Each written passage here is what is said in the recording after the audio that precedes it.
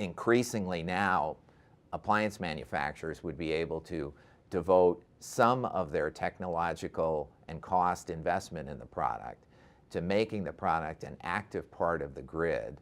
So for example, a refrigerator defrosts once a day. You really don't care when it happens. You probably don't know when it happens. But the energy grid, the electricity grid, cares when it happens, because if it all happens at the same time of day, that's a problem for the grid. So a smart refrigerator can be designed to have that activity of defrosting take place outside peak periods. And in the future, where more renewable energy is on the system, in fact, you can wait until windmills are turning to defrost your refrigerator.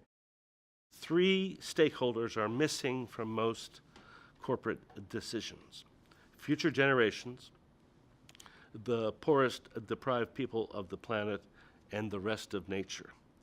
So what we do in corporate seminars is to actually role play creating strategies or making decisions, and we leave 3 empty chairs at the board table. One for the poorest person on the planet, one for somebody from 5 generations out, and the other one can either be a fish or a bacterium. And we've actually run this at major corporations. I've had corporate CEOs play the role of fish.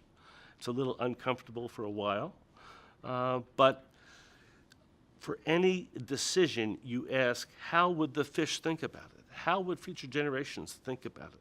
How would poor people think about it? How would they be impacted?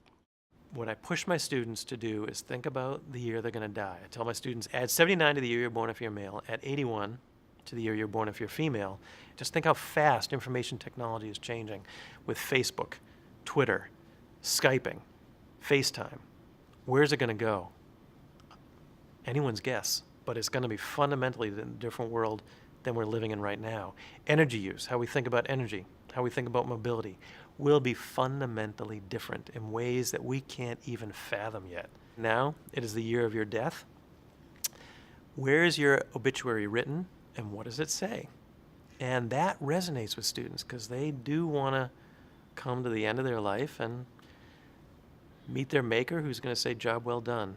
You were a good and faithful servant.